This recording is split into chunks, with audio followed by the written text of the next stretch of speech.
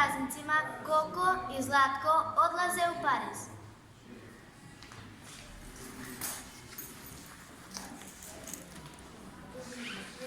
U Parizu ih čeka Zlatko ujak Koko.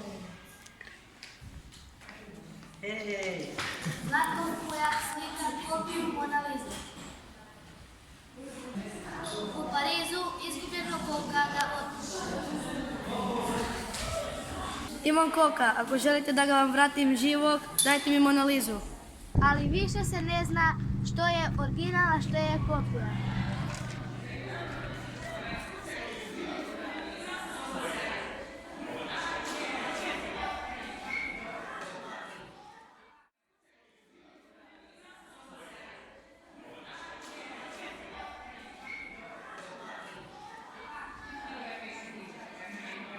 Ako želite znati je li Koko živ i gdje je prava Mona Lisa, pročitajte Koko u Parizu.